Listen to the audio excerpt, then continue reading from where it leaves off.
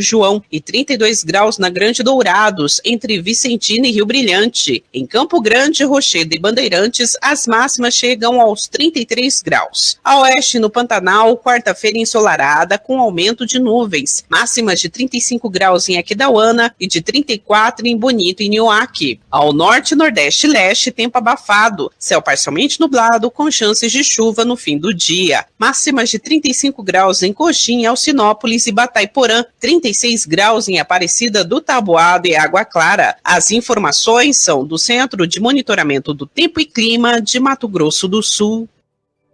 Virou notícia. Você fica sabendo aqui.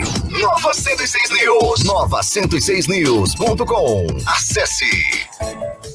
Eu espero que você tenha uma ótima quarta-feira, porque a temperatura começa a subir e o clima é de tranquilidade, pelo menos na manhã de hoje aqui na capital do estado. E vamos então às informações agora da polícia. Agentes da Delegacia de Atendimento à Mulher de Ponta Porã, cidade que fica na região de fronteira, a 300 quilômetros da capital, prenderam 5 homens na terça-feira por produzirem e divulgarem cenas de sexo com menores de idade. Os envolvidos têm 18, 19, 23 e outros 2 têm 25 e 43 anos. A investigação começou depois da mãe de uma adolescente procurar a delegacia e registrar o desaparecimento da garota. Na ocasião, ela relatou que recebeu vários vídeos preocupantes e acreditava que a filha estaria sendo violentada por 3 homens. A polícia descobriu que o vídeo, na verdade, era de uma outra garota de 14 anos que também estava desaparecida. A casa onde as cenas do estupro foram gravadas foi localizada na região do bairro Quemei Saad. A adolescente afirmou à polícia que a relação com o homem ou com os deles foi consentida, mas alegou que outros envolvidos entraram no local durante o ato e começaram a abusar dela, mesmo ela pedindo que parassem. Tudo foi gravado pelos autores, que também deram drogas para as adolescentes. Os acusados foram identificados e presos pela equipe da Delegacia da Polícia da Mulher e vão responder por fornecer bebida alcoólica e substâncias ilícitas para as adolescentes, pelo registro de divulgação não autorizada de cenas de sexo explícito envolvendo adolescente. Caso outras garotas tenham sido vítimas da violência, a polícia de Ponta Porã pede para que procurem a Delegacia da Mulher pessoalmente ou pelo telefone 67 99639 2747. Repetindo, 99639 2747. As identidades dos autores não foram divulgadas. Meu amigo Éder, que violência é essa, meu irmão? Barbaridade, tchê. A gente que tem filho adolescente tem que tomar muito cuidado com quem anda. Para levar para um caminho desse e esses caras abusar, tem em Campo Grande muito isso, viu? Aqui não divulga. Imagina a situação da garota ou da vítima que passa por uma coisa dessa. Ela deve se sentir enojada. Enfim, não dá nem para mensurar uma situação dessa, do grau de violência e de revolta que isso causa. Mas você falou uma coisa certa. Quem tem filhos e filhas deve ficar atento às companhias e com quem vai, para onde vai, né? E tem que vigiar sempre. Vamos então saber de outras informações da polícia. Polícia. Wesley Silva Teixeira, 29 anos, morto em confronto durante a deflagração da Operação Chapa Sul, em Chapadão do Sul, a 330 quilômetros de Campo Grande, na manhã de terça-feira, tinha um arsenal em casa, além de cocaína e maconha. Os policiais chegaram até a casa de Wesley, na rua Pantanal, porque tinham mandado contra ele. Quando os policiais entraram no quintal e gritaram polícia, polícia, Wesley não abriu a porta, que foi arrombada. Na casa, os policiais localizaram Wesley e o mandaram deitar no chão, mas ele não obedeceu e correu para outro cômodo da residência. Os policiais foram atrás e o autor apontou uma arma para agentes da polícia, sendo feito disparos contra Wesley, que foi atingido no peito. O homem recebeu 3 tiros e chegou a ser socorrido, mas faleceu. Na casa, os agentes encontraram um revólver calibre .38 especial com numeração de série raspada, 5 munições intactas calibre .38 especial. A polícia encontrou também um simulacro de arma, um tablete e meio de maconha,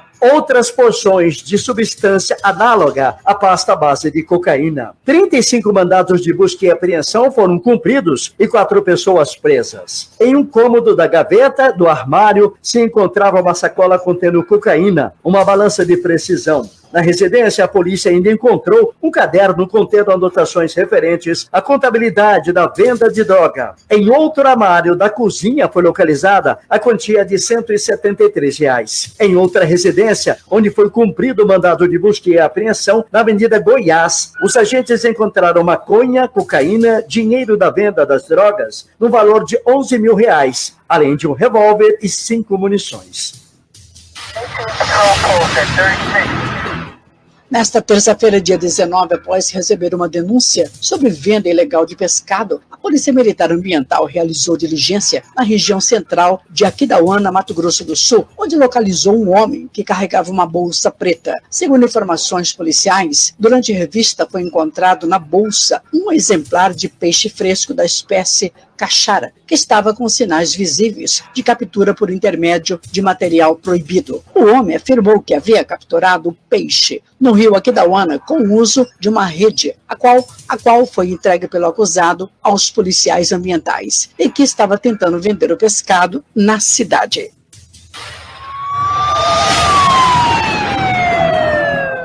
Um homem de 48 anos foi preso por policiais da Delegacia de Atendimento à Mulher do município de Coxim, cidade distante a 370 quilômetros da capital. A prisão foi na segunda-feira. O suspeito pode ter estuprado uma criança de 6 anos. Segundo a polícia, o homem teve um relacionamento com a mãe das meninas. O caso da criança veio à tona em novembro, após a irmã de 15 anos afirmar em depoimento especial que também foi abusada pelo homem. O mesmo homem já havia sido acusado de ter estuprado outra irmã mais velha das meninas, no ano de 2014, mas o caso foi arquivado na época por falta de provas. A garota de 6 anos passou por exame de corpo de delito, que constatou conjunção carnal. Em um depoimento, ela também apontou o ex-padrasto como autor. Foi representada a prisão preventiva dele e cumprida na cidade, que fica na região norte de Mato Grosso do Sul.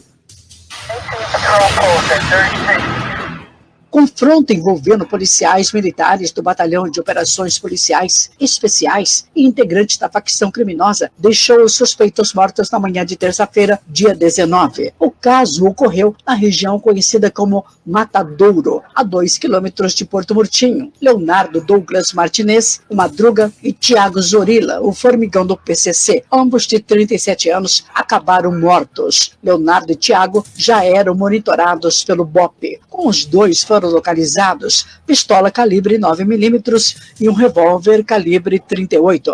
Na semana passada, Alzinete Vacari foi encontrada morta na mesma região onde ocorreu o caso na manhã de terça-feira. Ela estava com as mãos e os pés amarrados e um corte profundo no pescoço. Na ocasião, o delegado Aldenir Soares, responsável pelo caso, afirmou no portal de notícias que a vítima foi assassinada com extrema violência. Há indícios de morte ocasionada pelo chamado Tribunal do Crime, um tipo de julgamento de organizações criminosas para quem não cumpre as regras. A sentença é dada por criminoso do alto escalão da facção. Virou notícia. Você fica sabendo aqui. Nova 106 News. Nova 106news.com. Acesse. Nova 106 News, a frequência da notícia. Um muito bom dia para você que está ligado aqui na 106 News. Pode mandar para cá o seu WhatsApp, seu alô. Nosso WhatsApp aqui é o 981311063. Pessoal, eu estava falando no início do programa sobre um milagre. Milagre realmente acontece. Às vezes a gente nem espera, mas acontece. Aí depois que ele acontece, é que a gente constata que realmente foi um milagre. Foi o caso dos irmãos da bebê de 4 meses que caiu do 3º andar de um apartamento no Aero Rancho aqui na capital no dia 11 deste mês. As crianças já retornaram para a casa da mãe. A decisão foi concedida pelo juiz, na manhã de terça-feira ontem. O advogado Alfio Leão, que representa a mãe, explicou que só estava faltando o parecer do juiz para que a menina de 7 anos e o menino de 3, que passaram por uma semana no abrigo, pudessem retornar para a casa da mãe. A mãe da bebê foi presa na última terça-feira, dia 12, por abandono de incapaz e solta na quinta, dia 14, depois de passar por audiência de custódia. A sedação da bebê, que já é retirada aos poucos pelos médicos da Santa Casa, onde está internada desde a noite do dia 11, quando caiu de uma altura de 15 metros. Ela está tendo uma melhora significativa, graças a Deus, e agora, depois da retirada da sedação, os médicos aguardam para ver como vai ser a reação da bebê depois da queda. Inicialmente, ela havia sido levada para o hospital regional, mas devido à gravidade do caso, foi transferida para a Santa Casa. A delegada responsável pelas investigações, Nelly Macedo, diz que o homem que se apresentou como pai da bebê, mas não registrou a criança, vai responder por abandono material, por não ajudar financeiramente a mãe. A polícia investiga também a responsabilidade dos pais pela ausência paterna, né? Parece que não é só esse o pai, tem o outro. O advogado disse também que foi solicitada uma bolsa de ajuda financeira para a mulher que recebe R$ 1.300 na função de auxiliar de serviços gerais. Segundo a Polícia Civil, a bebê estava no apartamento com a irmã e o irmão, de 7 e 3 anos. A mãe das crianças não estava em casa na hora do acidente. A menina mais velha cuidava dos 2 irmãos mais novos quando aconteceu o acidente. Segundo relatos, a bebê estava chorando e a irmã tentava acalmá-la. A menininha se aproximou da janela do apartamento, que fica no 3º andar, para mostrar para a bebê as crianças que brincavam no pátio do condomínio quando aconteceu a queda. As crianças que brincavam pelo condomínio, né, e os moradores de lá viram o momento em que a bebê caiu. A mãe não estava em casa, né, e foi informada sobre o que aconteceu pelo telefone. A mulher pediu que ninguém mexesse na bebê até a chegada do corpo de bombeiros. No entanto, uma vizinha que tem curso de primeiros socorros se apresentou e pediu para auxiliar no socorro. Com a autorização da mãe, a mulher fez massagens cardiorrespiratórias e pediu ajuda para que ela fosse levada com urgência para o hospital. Um vizinho que estava de carro levou a mãe, a bebê e a vizinha até o hospital regional. Durante o trajeto, a moradora continuou com o procedimento de reanimação e foi ela quem deixou a bebê da emergência aos cuidados dos enfermeiros. Devido à gravidade do caso, a menina foi transferida para a Santa Casa. Sobreviveu, graças a Deus, está sobrevivendo. Agora vamos saber como é que vai ser a reação dela depois da sedação, porque a garota caiu, né? A bebê caiu de 15 metros de altura, né? E ainda não se sabe se ela vai ficar com sequelas. Um caso grave, que a gente torce para que dê certo, uma situação lamentável, que envolve uma mãe, uma mulher de 23 anos, tem 3 filhos de pais diferentes, né, Éder? Olha que situação e que falta de assistência e de socorro. Como é que essa mulher não tinha uma bolsa, não tinha alguém que pudesse ajudar, um parente, e só ela sozinha cuidava das crianças? É difícil, né? Ele tem que cuidar de 3 crianças, tem que trabalhar, e o pai responde pelo material e o abandono intelectual, que é não comparecer na educação das crianças. É verdade. E aí fica aquela questão do papel do conselho tutelar, meu amigo Éder. Todo mundo cobra conselheiro tutelar daqui, conselheiro tutelar dali, porque se a criança vai para a escola, né, e ela deixa de ir um dia na escola, o conselheiro vai na residência. Por que aconteceu? Essa menina de 7 anos, há tempos não ia na escola porque ficava cuidando das crianças. E o conselho não fez nada. Então a gente coloca em dúvida aí, me desculpe a franqueza, a falta de interesse dos conselheiros tutelares da região do Grande Aero Rancho, porque era um caso que todo mundo sabia, todo mundo conhecia, mas que tinha, sim, de ter, assim, uma atenção especial por parte dos conselheiros tutelares. E também, né, aí pela direção da escola, né? Porque se a criança não está indo, a diretora tem a obrigação de acionar o conselho tutelar. O conselho tutelar age através de acionamento, né? Um vizinho, a escola, para poderem ir, mas nada impede de estar acompanhando via posto de saúde essas situações de abandono, né? É verdade. Então tem uma falha muito grande depois que a tragédia acontece, que nem o caso da Sofia, a menina que chegou morta lá na unidade de saúde e depois veio essa tragédia inteira, aí a gente fica questionando como é que isso pode acontecer. Será que falta empatia? Será que falta humanidade? Será que falta interesse dos agentes públicos que lidam com o sentimento, com a assistência do cidadão, da família carente, em resolver essa questão? Fica a pergunta. E uma hora dessa ele vai trazer alguém do conselho para saber qual que é, realmente a abrangência, a função do conselheiro nesse aspecto, até onde ele pode ir, até onde é permitido ele e ela ir, para saber sobre a situação de uma família e de crianças em situação de vulnerabilidade. Os vizinhos disseram que era aquele dia do acidente, as crianças estavam com fome e não tinham o que comer dentro de casa. Além de toda essa situação, ainda tem essa carência aí. O fato é que essa situação chama a atenção da sociedade, e num país rico como o nosso, como é que alguém pode passar fome, né, pessoal? Milagre. Essa garota está viva. Tomara que ela não tenha nenhuma sequela e que possa, assim, sobreviver a contento e só na mão de Deus. Vamos seguindo aqui com o 106 News, a frequência da notícia. Falando sobre família, a licença paternidade, não é maternidade, deve ter os mesmos benefícios que os da licença maternidade. A decisão saiu ontem através do Supremo Tribunal Federal e agora pode ser regulamentada pelo Senado da República. Vamos ouvir a reportagem. STF determina que Congresso regulamente licença paternidade. Os parlamentares terão 18 meses para isso, caso não cumpra o prazo. O período de licença paternidade e as regras para o benefício serão os mesmos da licença maternidade, que tem duração de 120 dias. Atualmente, como não existe essa regulamentação, o que vale é a licença de 5 dias prevista na CLT, a consolidação das leis do trabalho. Os ministros do STF seguiram o entendimento do relator Luiz Roberto Barroso, que reconheceu a omissão do Congresso em aprovar a regulamentação da norma. Fernando Moura é pai de 3 filhos. Ele é a favor de uma garantia legal que dê no mínimo 30 dias para a licença paternidade. Se conseguirmos esse grande feito, sei lá, de grande valia, até mesmo para as próximas gerações. O ruim é que a sociedade, às vezes, fica pensando, é o preguiçoso. Não é isso, gente. Ele vai tirar esses dias para estar dando apoio a uma mamãe que acabou de receber o seu bebê, a ele também, entende? Então, eu acho que isso é fortalecer muito a sociedade, é muito fortalecimento, inclusive, da família, e que é a base da sociedade, né?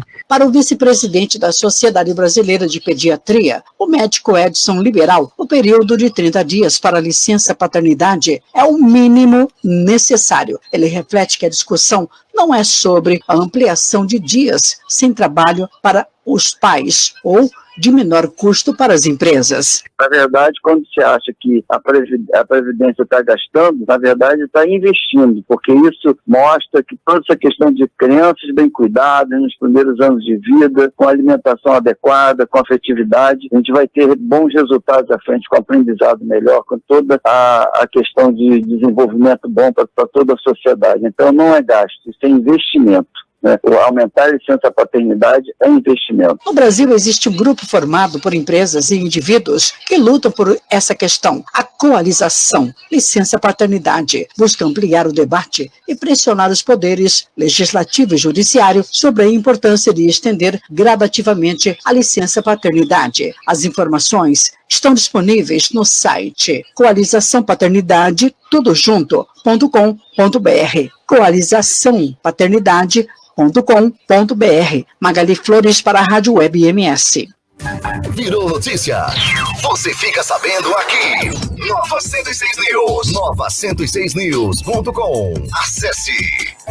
Super bom dia para você que está ligado aqui na 106 News, a frequência da notícia, antiga rádio Atalaia, pessoal. Amanhã a gente tem um assunto bem palpitante para comentar aqui ao vivo com um convidado, acho que é um convidado ou uma convidada, a gente está apurando ainda, sobre um processo que está acontecendo na vida de muita gente, pessoal, que é ligado justamente ao calor, à temperatura, e que são os ites na vida, é bronquite, é sinusite, né, é laringite, e vai por aí afora. Acontece que esses sintomas acabam provocando também um outro sintoma que é mais velho, que é o chamado zumbido no ouvido.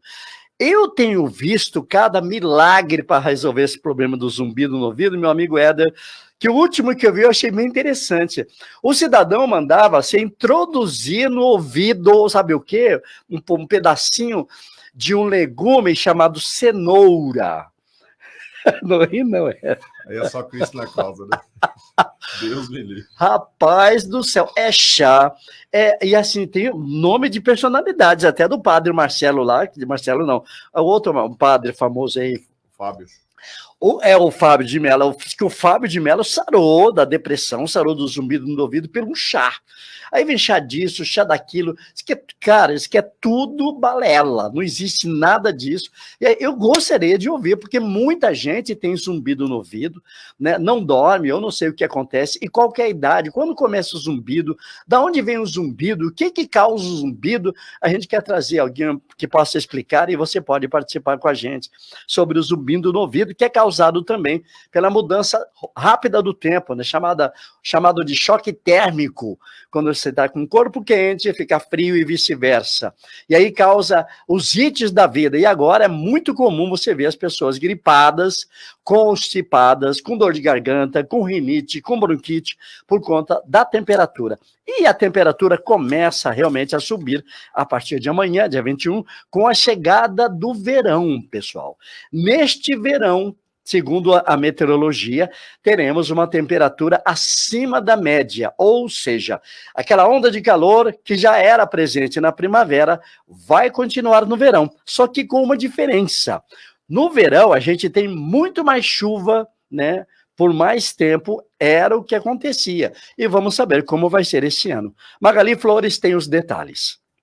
Semana em que começa o verão será marcada com chuvas por todo o país. A última semana da primavera no Brasil pode ter pancadas de chuvas em todas as regiões do país. É o que aponta o Instituto Nacional de Meteorologia, o IMET. Segundo a previsão, as regiões que devem registrar maiores acumulados de chuva, ultrapassando os 80 milímetros, são Centro-Oeste, Sudeste e parte do Norte. Depois da onda de calor que passou pelo país, as chuvas serão causadas pelo aumento da umidade associado ao calor típico desta época do ano, como explica o meteorologista do IMET, Olívio Bahia. A umidade, o conteúdo de água na atmosfera aumenta em todo o Brasil, cai para casa de 36, 38 em algumas áreas, que não configuram nada de calor, mas vamos dizer assim, ainda é quente, né?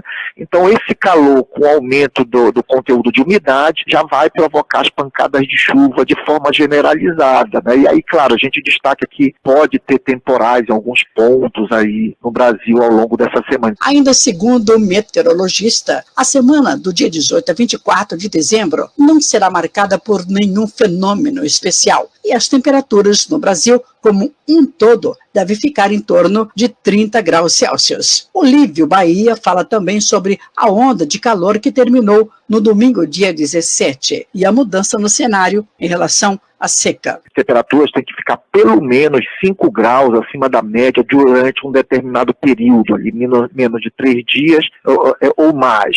Então, estabeleceu, mas a gente não quer dizer que a gente vai ter frio, tá? A gente tá caminhando para o verão, esse período de chuva, ele é caracterizado justamente pelo calor, né, e pelas pancadas de chuvas que inclusive estão abaixo da média. O verão no hemisfério sul começa na sexta-feira, dia 22. A previsão na região centro-oeste é de pancadas de chuvas fortes, podendo ultrapassar os 80 milímetros. Com informações da Rádio Brasil 61, Magali Flores para a Rádio Web MS. Virou notícia. Você fica sabendo aqui. Nova 106 News. Nova 106news.com. Acesse.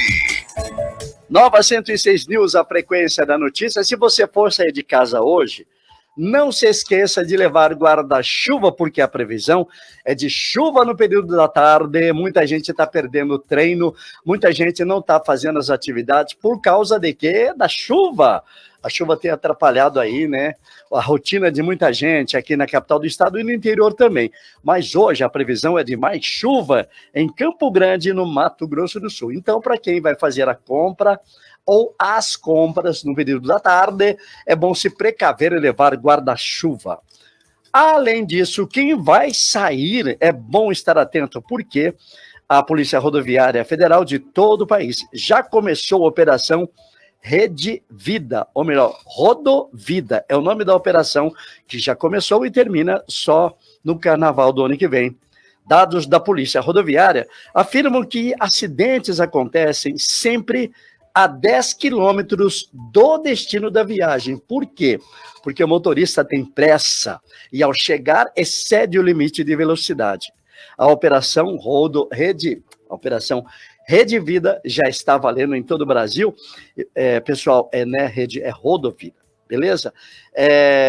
E visa aí atender a comunidade e tentar diminuir os acidentes nesta época do ano. Ansiedade não, pessoal. Nesta época, sem ansiedade, vai na maciota, vai na tranquilidade, vai na fé, né? Que tudo dá certo. Boa viagem. Não se esqueça de revisar o documento e também as condições do carro.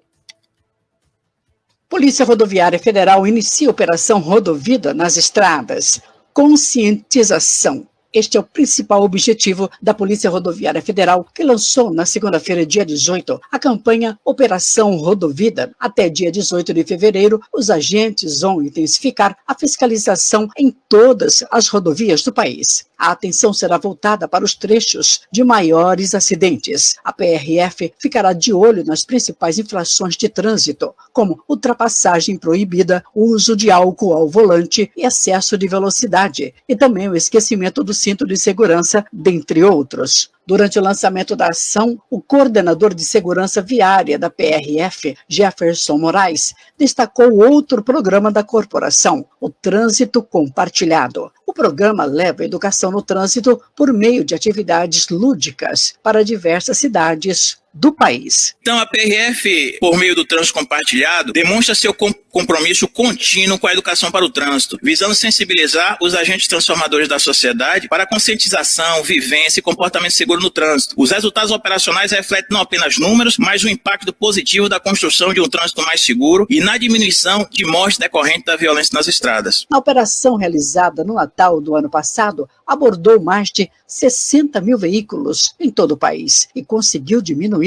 em 65% o número de acidentes graves, além de reduzir em 38% o número de mortes em relação ao mesmo período de 2021, com informações da Rádio Agência Nacional. Magali Flores para a Rádio Web MS. Fique ligado, daqui a pouco a gente volta com mais músicas aqui na Nova 106 FM. Bom dia, bom dia, bom dia, bom dia 106. Bom dia 106, você está na 106 News, a frequência da notícia, comigo João Flores Júnior ao vivo, nesta quarta-feira, dia 20 de dezembro do ano de 2023. A gente vai para o intervalo, daqui a pouquinho a gente volta para comentar sobre a última sessão da Câmara de Vereadores aqui da capital. E olha que teve novidade, hein? No último dia da sessão, a prefeita Adriane mandou 15 projetos de uma vez só a serem aprovados pelos vereadores.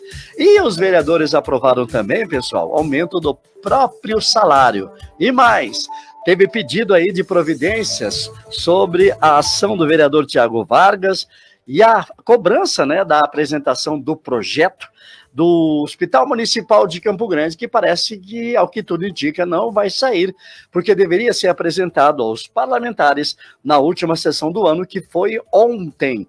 Os detalhes comigo daqui a pouco, depois do intervalo. Fique ligado, daqui a pouco a gente volta com mais músicas aqui na Nova 106 FM. A sua melhor manhã é aqui. Bom dia 106.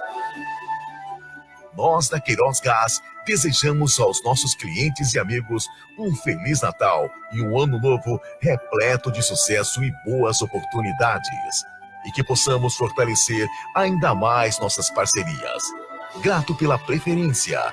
Precisou de gás? Ligue 991238629. Queiroz Gás ou 3222-1545. Queiroz Gás.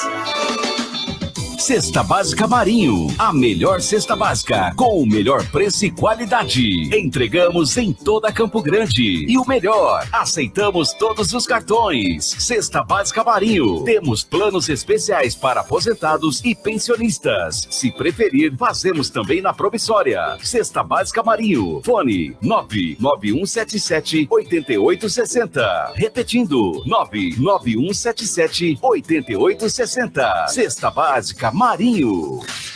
Bom dia, com alegria. Nova 106 FM. Versátil Camiseteria, com uma estrutura completa para melhor lhe atender. Uniformes esportivos e profissionais com entrega rápida. Pensou em uniformes? Pensou Versátil. Rua Brilhante, 1110. WhatsApp 99256-9917. Versátil Camiseteria. Há 20 anos confeccionando amigos. Desejamos a toda a sua família um Feliz Natal.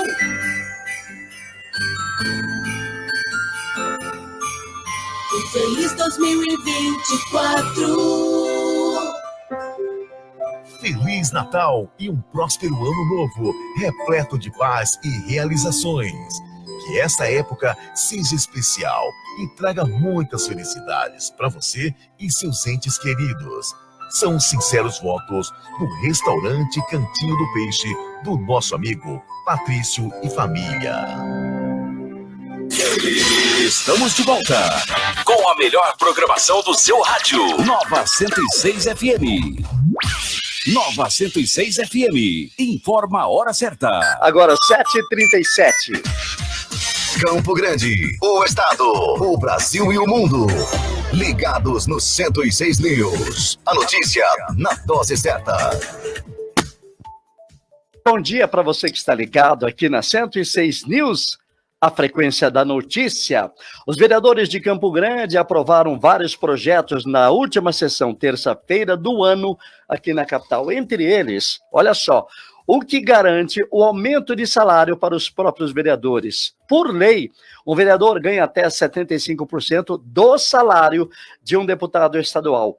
O salário de um deputado estadual, o salário de um vereador aqui, caso aprovado já, né, passaria dos atuais 18.900 bruto para 26.900 reais bruto também, um aumento de 37,9%. Os dados são baseados no salário do deputado estadual do ano de 2025 e ainda vai vigorar, né?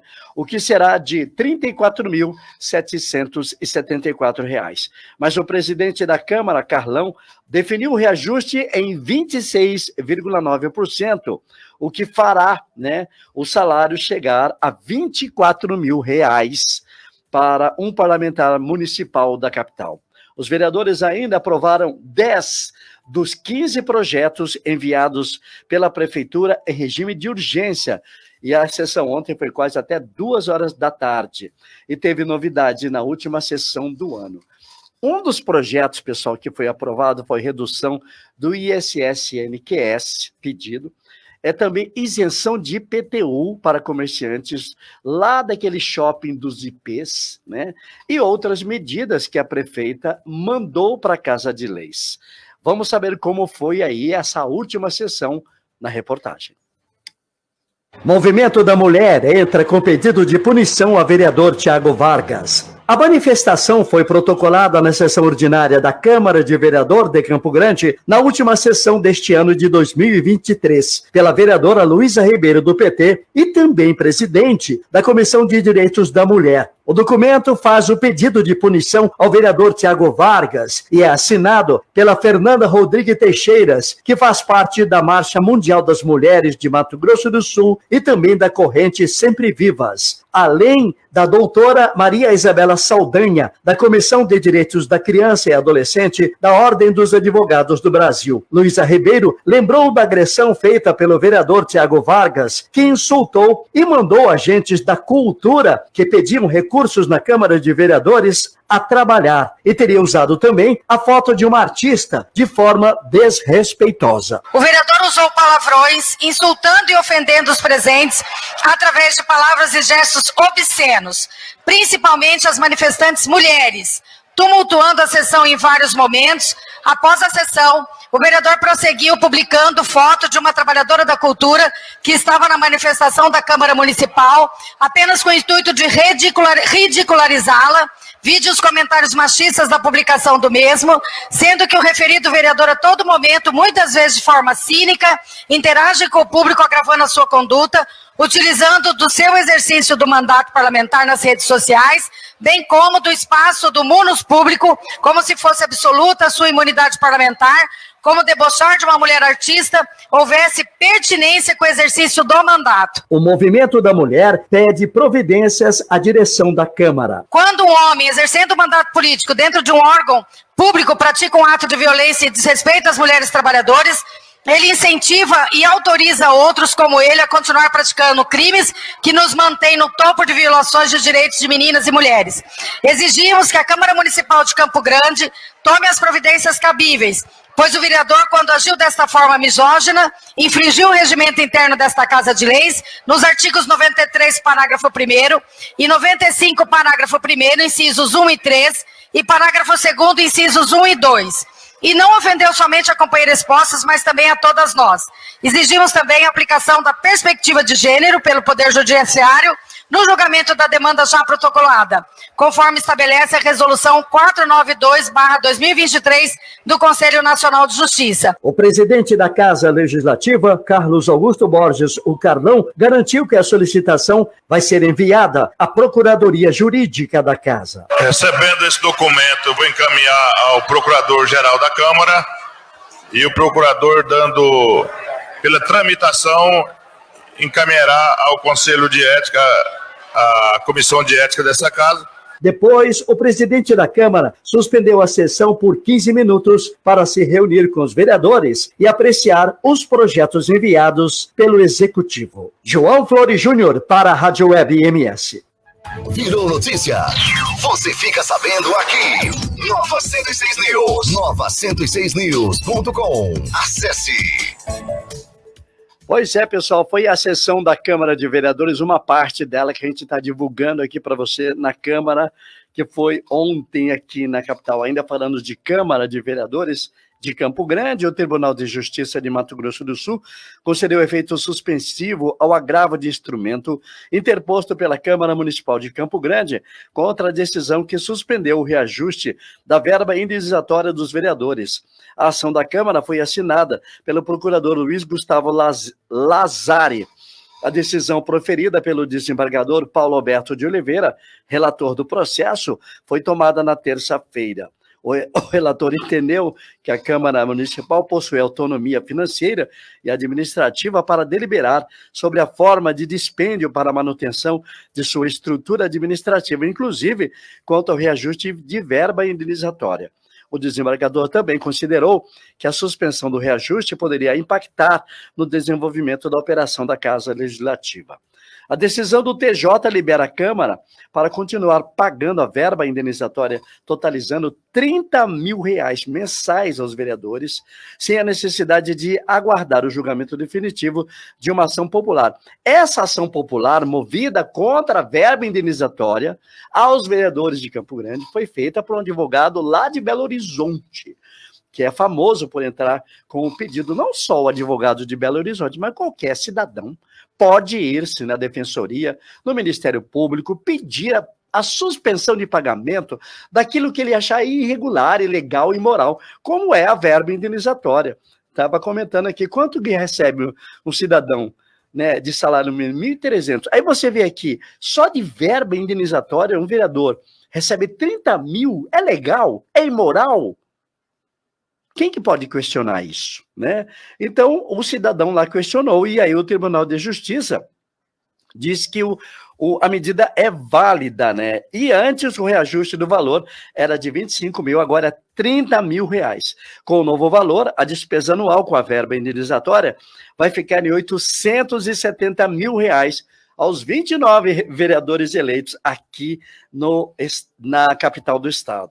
O advogado Sérgio Salles Machado Júnior ingressou com uma ação popular pedindo a tutela antecipada para derrubar o reajuste de 16% de verba indenizatória a vereadores da Câmara de Campo Grande.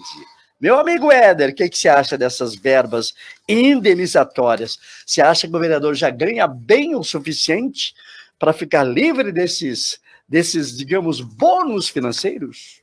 Eu quero saber o que eles vão indenizar o quê, né? Que sofrimento que eles estão tendo, porque já ganha quase 20 e poucos mil, agora vai para quase 30. E aí tem mais a verba de gabinete, que é para justificar os gastos com combustível, com pessoal. E verba indenizatória para quê? É um absurdo. Tem certas coisas que a gente tem que saber, mais um valor. Se fosse uma verba menor, 5 mil, beleza, agora 30 mil, tem que se justificar, né? Era 25, passou para 30. Que os vereadores vão receber. Vamos lá, então, pessoal, com as nossas notícias aqui no 106 News, uma questão que o cidadão deve conhecer, né, sobre quanto ganha um vereador, um deputado federal, presidente, governador.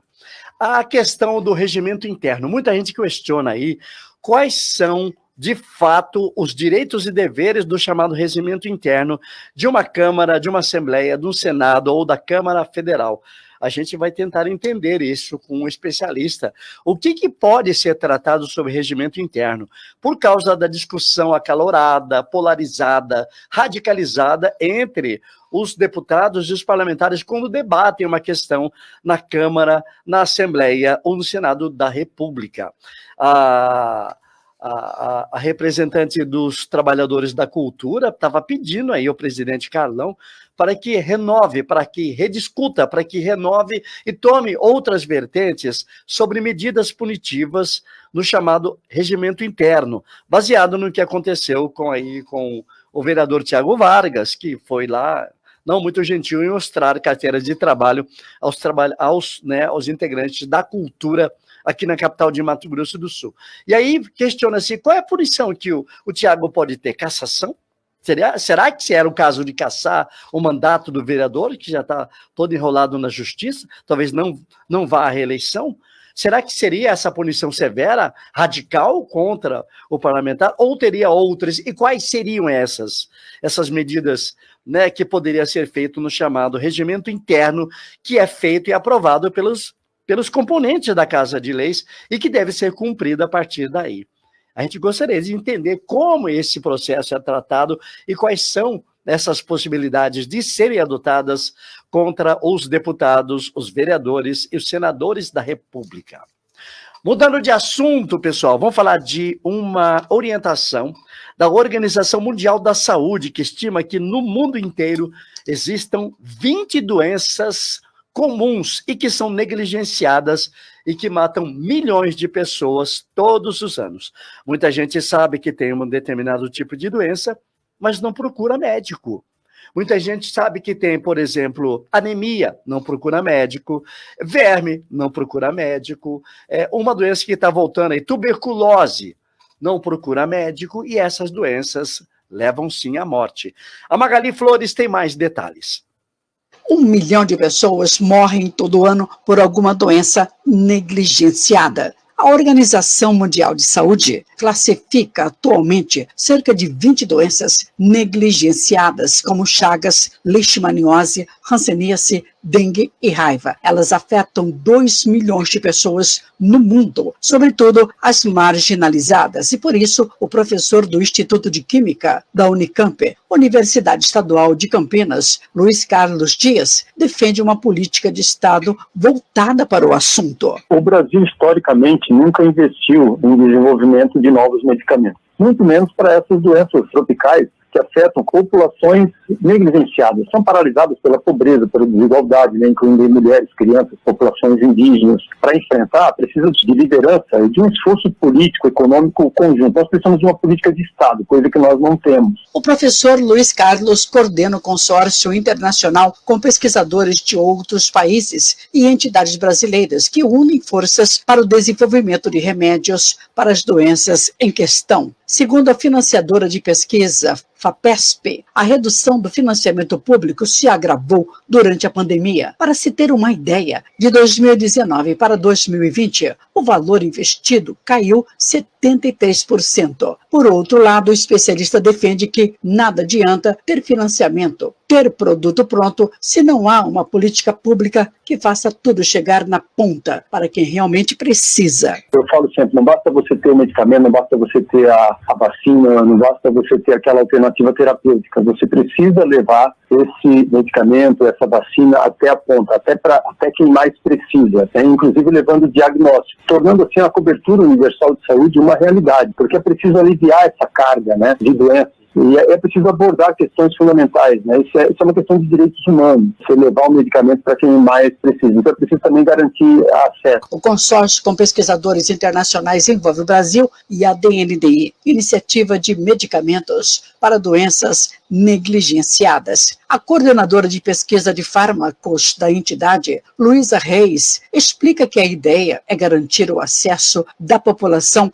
aos produtos desenvolvidos e capacitar cada vez mais os pesquisadores brasileiros. Tentar descobrir isso que vai tratar, que vai melhorar a vida das pessoas no futuro. O processo de descoberta de novos medicamentos é um processo muito demorado, oneroso, então trabalha com várias parcerias, inclusive no Brasil, mas em todo o mundo também, para tentar trazer esses medicamentos para a população negligenciada. A indústria farmacêutica ela é muito forte no norte global, né? Um dos trabalhos da DNDi é justamente esse, você construir uma rede de pesquisadores, uma rede de pesquisa para tentar descobrir, tentar melhorar a vida das pessoas, para a gente não depender só daquele salvador do norte global. Este ano, o Ministério da Saúde lançou a Estratégia Nacional para o Desenvolvimento do Complexo Econômico Industrial da Saúde. Entre os 6 eixos previsto no projeto está o Programa para Populações e Doenças Negligenciadas, com focos em tuberculose, dengue, esquistossomose e hanseníase. A ideia é estimular a produção de tecnologias de prevenção, diagnóstico e tratamento da população afetada. Magali Flores para a Rádio Web MS.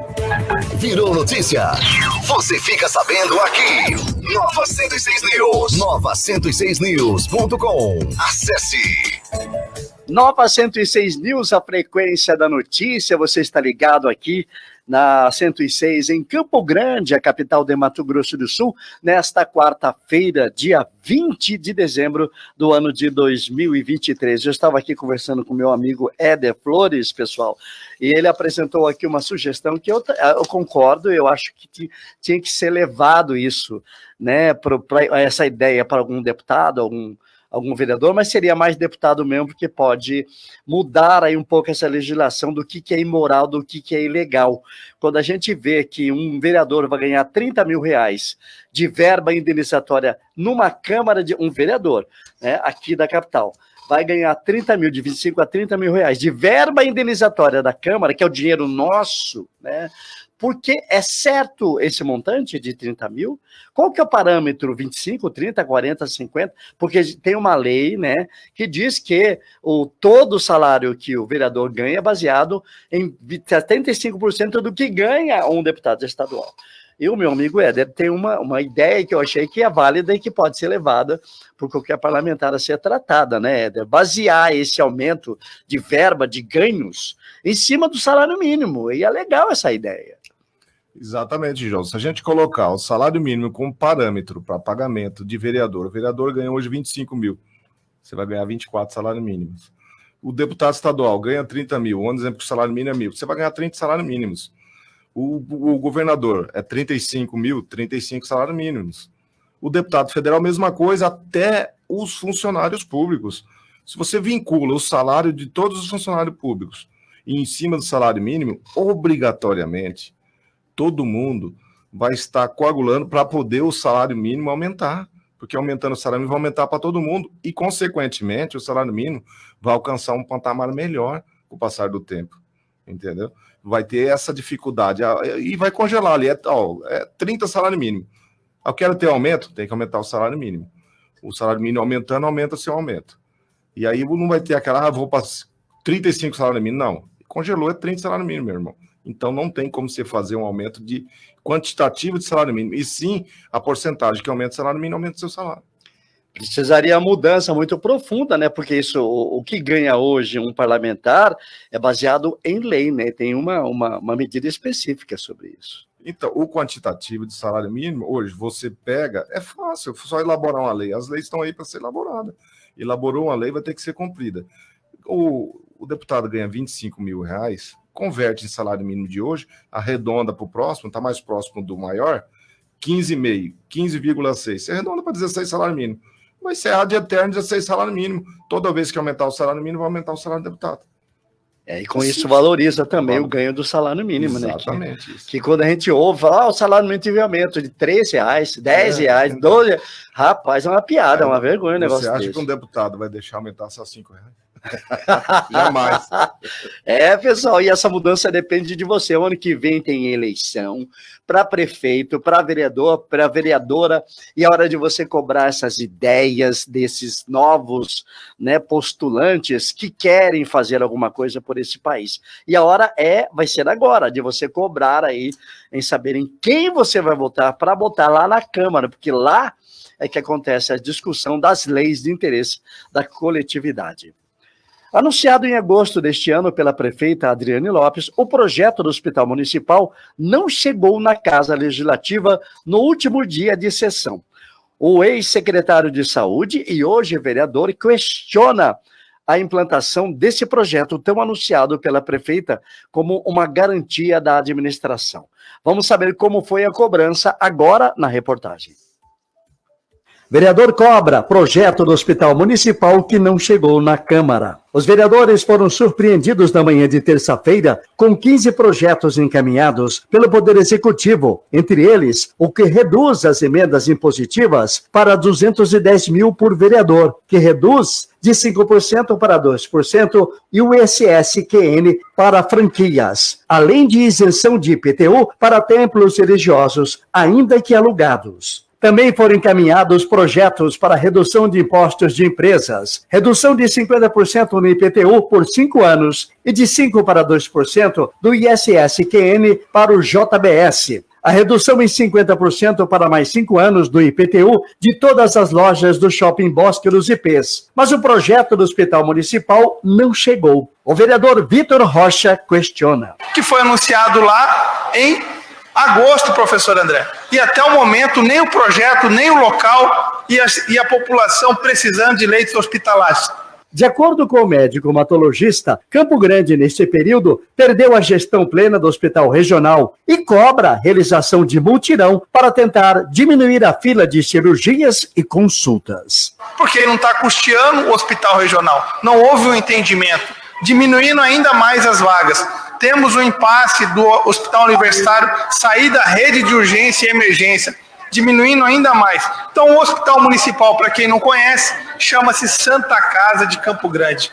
Então, a gente quer falar de coisas boas, mas, infelizmente, nós temos uma fila de espera para consultas, exames e cirurgias que só amplia a cada dia por não haver, por parte do Executivo Municipal, movimentos de mutirão para diminuir as filas, como nós fizemos no projeto da Casa Rosa. O médico volta a denunciar a falta de remédios na rede pública de saúde na capital. Ainda faltam medicamentos, vários medicamentos básicos nas unidades básicas de saúde, unidade de saúde da família e nos UPAs, além de falta de soros, ataduras e materiais médico-hospitalares, tanto nas UPAs quanto nos postinhos. A farmácia da UPA universitária, professor André, que até hoje não foi reaberta, faz mais de 2 anos. Existe também a falta de manutenção ao serviço de assistência de odontologia na rede pública da capital. Ainda, segundo o vereador, há uma redução no número de ambulâncias do SAMU. Na semana passada houve a entrega de 4 ambulâncias, mas aquelas 4 ambulâncias são ambulâncias de transporte sanitário, não são de atendimento primário no sistema no SAMU, sem contar da ambulância do SAMU que foi retirada lá de Anhanduí. Então, infelizmente, a gente gostaria de falar, trazer só coisas boas. Não estou nem falando de folha secreta, de suspensão do processo seletivo pelo Tribunal de Contas do Estado para contratação de mais de 700 funcionários sem processo seletivo. Então, hoje tem um problema crônico, infelizmente, a saúde de Campo Grande e a gestão de Campo Grande. Ouvimos o vereador e médico mastologista Rocha, que deve migrar para o PSDB. João Flores Júnior para a Rádio Web MS. Virou notícia. Você fica sabendo aqui. Nova 106 News. Nova106news.com. Acesse. Uma ótima quarta-feira para você, onde estiver no Mato Grosso do Sul. Estamos ao vivo aqui na 106 News, a frequência da notícia. O 18 de agosto vai ser lembrado como dia histórico para o meio ambiente em Mato Grosso do Sul. Ana Carolina Souza explica por quê. Sancionada, a lei prevê criação de fundo para conservação e proteção do Pantanal. A primeira lei do Pantanal, projeto proposto pelo governo do estado de Mato Grosso do Sul para conservação, proteção, restauração e exploração ecologicamente sustentável do bioma, foi sancionada na segunda-feira, dia 18. O ato foi realizado pelo governador Eduardo Riedel e as ministras Marina Silva, do Meio Ambiente e Mudança do Clima, e Simone Tebet, Planejamento e Orçamento. O projeto de lei foi aprovado pela Assembleia Legislativa com ampla maioria e apoio e contribuição de outras entidades, como destaca o governador Eduardo Riedel. Nós temos um equilíbrio a ser encontrado, temos um volume de pessoas lá que é extremamente importante, inclusive para a referência do nosso estado, do ponto de vista cultural, e que a gente tem que preservar e reverenciar tudo que foi construído por essas pessoas e garantir daqui para frente a preservação da biodiversidade do Pantanal. E a Assembleia Legislativa representa essa sociedade em toda a sua multiplicidade. Pessoas com as mais diferentes vertentes puderam opinar, discutir, audiência pública, deputados e deputadas com diferentes visões participando do processo, o que só dá legitimidade e enriquece uma lei que sai daqui, ela é da sociedade sul-mato-grossense. Na lei também é criado o Fundo Estadual de Desenvolvimento Sustentável do Bioma Pantanal, que será denominado como Fundo Clima Pantanal, para promover o desenvolvimento sustentável do bioma e possibilitar a gestão das operações financeiras destinadas ao financiamento de programas de pagamentos por serviços ambientais na área. O governo federal também poderá doar para o fundo, sem comprometer o orçamento da União, como explica a ministra de Planejamento, Simone Tebet. O Congresso Nacional, ano passado, aprovou, com meu voto, inclusive, uma emenda constitucional permitindo que os fundos, as doações para fundos ambientais, seja da Amazônia, seja do Pantanal, eles não vão concorrer com o orçamento brasileiro. Então, eu não tenho problema de espaço fiscal, não pode mais doar porque bateu no limite orçamentário para poder gastar. Não, agora é livre. Todas as doações de organismos internacionais ou da iniciativa privada para os fundos brasileiros, seja da Amazônia, seja do Pantanal ou de qualquer bioma, eles podem vir em abundância, porque eles não vão impactar o primário nem o orçamento. Isso faz toda a diferença. Aliado ao fundo do governo do estado, agora qualquer entidade, qualquer setor pode investir, depositar nesse fundo como o próprio governo federal. A ministra Marina Silva reconheceu a importância da legislação para a proteção do Pantanal, que vai atuar na preservação e crescimento econômico. É o Mato Grosso do Sul liderando pelo exemplo, porque nesse momento nós já temos uma série de enunciados científicos que asseguram que nós só temos como ter prosperidade econômica se formos capazes de preservar as bases naturais do nosso desenvolvimento. E o Mato Grosso do Sul sai na frente, mostrando que além da lei federal, de estar na Constituição como um patrimônio do povo brasileiro, agora é também um patrimônio do povo que habita nesse lugar tão maravilhoso de ter tantas riquezas e tantas belezas, e a maior parte do Pantanal fica com vocês. O presidente do Instituto Homem Pantaneiro, Ângelo Rabelo, avalia como positiva a nova lei para proteger o bioma e a comunidade da região. E quero crer que ele evidencia uma responsabilidade política do Legislativo, com compromisso do Executivo em proteger esse bioma e participação bastante significativa da sociedade civil. Estamos felizes com a conquista e ele vai ao encontro de muitos interesses e quero crer, especialmente através do Fundo Clima, que a gente pantaneira poderá se beneficiar daquilo que ela protegeu durante muitos anos e que agora a sociedade deverá ter compromisso em reconhecer. A cerimônia ocorreu no Bioparque Pantanal, em Campo Grande, e contou ainda com a presença do ministro Wellington Dias, do Desenvolvimento e Assistência Social, Família e Combate à Fome, e outras autoridades. Ana Carolina de Souza, da Rádio Web MS. Virou notícia? Você fica sabendo aqui. Nova 106 News. Nova106news.com. Acesse.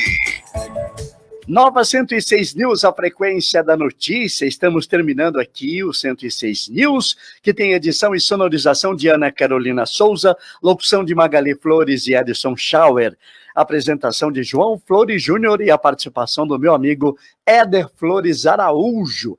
Bom dia, Éder, até amanhã, meu irmão. Bom dia a todos, até amanhã, se Deus quiser. A gente volta amanhã a partir das 7 horas. Aproveite bem a sua quarta, fica com Deus e até lá. Campo Grande, o estado, o Brasil e o mundo. Ligados no 106 News. A notícia na dose certa. Fique ligado. Daqui a pouco a gente volta com mais músicas aqui na Nova 106 FM. Bom dia.